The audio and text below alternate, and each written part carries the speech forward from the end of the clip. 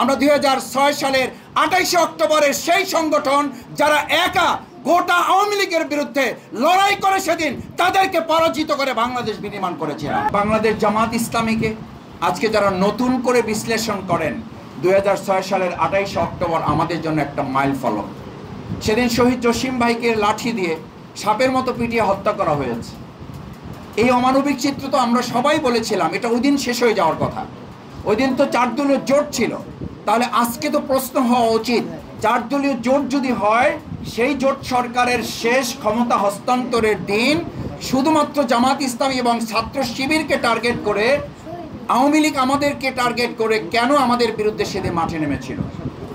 ঠিক একইভাবে আপনি দেখবেন এই আওয়ামী লীগ 2024 সালের জুলাই আগস্টে নিষিদ্ধ করার তালিকায় শুধুমাত্র জামাত ইসলামী ছাত্র শিবিরকে রেখেছিল।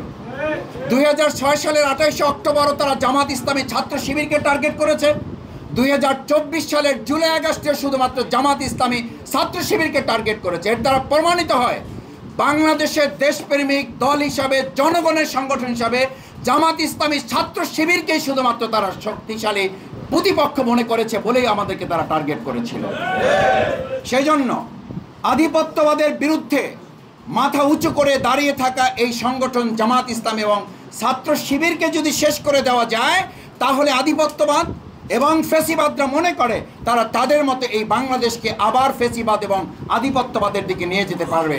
আমরা দ্ব্যর্থহীন কণ্ঠে ঘোষণা করতে চাই, সেদিন 12 ঘন্টা লড়াইয়ে আমাদের ভাইদের শহীদের কফিন সামনে রেখে আমরা 1 সেকেন্ডের জন্য যেমন থেমে যায়নি, নিস্তব্ধ নিথর হয়নি, আজকের নতুন ফেসিবাদের এই সময়ে যদি কেউ জামাত ইসলামীকে চোখ রাঙিয়ে আমাদেরকে হত্যা করে, মসজিদে হামলা করে, আমাদের মা বোনদেরকে আবার তাদেরকে ভয়ভীতি দেখিয়ে সাধারণ নাগরিকদের জিহ্বা কেটে ফেলা, তাদেরকে সুষ্ঠুভাবে ভোট কেন্দ্র থেকে বাড়িতে ফিরে যেতে না দেওয়ার নতুন করে আবার হুমকি দেওয়া হয়, তাহলে তাদেরকে শুধু স্মরণ করিয়ে দিতে চাই আমরা কিন্তু 2024-এর জুলাই আগস্টের শুধু কর্মী নয়, আমরা 2006 সালের 28 অক্টোবরের সেই সংগঠন যারা একা গোটা আওয়ামী লীগের বিরুদ্ধে লড়াই করে সেদিন তাদেরকে পরাজিত করে বাংলাদেশ বিনির্মাণ করেছিলাম। আসুন সম্মানিত ভাই এবং বন্ধুগণ, সেই আওয়ামী লীগ ফ্যাসিবাদের নতুন পদধ্বনিতে যারা বাতাস দিচ্ছেন,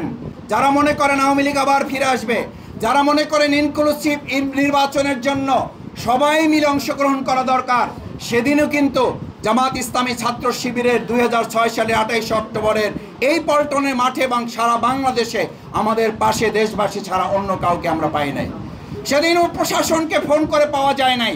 সুতরাং নিরপেক্ষতার বিচারে আগামী দিনের জাতীয় সংসদ নির্বাচনে আমরা বলবো রাজনৈতিক দলগুলো লেভেল প্লেইং ফিল্ড তৈরি করে একটি সুষ্ঠু নিরপেক্ষ জাতীয় নির্বাচনের জন্য জুলাই সনদের ভিত্তিতে আইনি ভিত্তি রচনা করার মধ্য দিয়ে একটা নির্বাচন যেন অনুষ্ঠানের দিকে আমরা যেতে পারি। তাহলেই 2006 সালের 28 অক্টোবর যে পথ হারানো বাংলাদেশ, সেই পথ হারানো বাংলাদেশ খুঁজে পাবে নতুন পথের সন্ধান বাংলাদেশ। দেশে দেশে সবার সাথে দ্য নিউজ।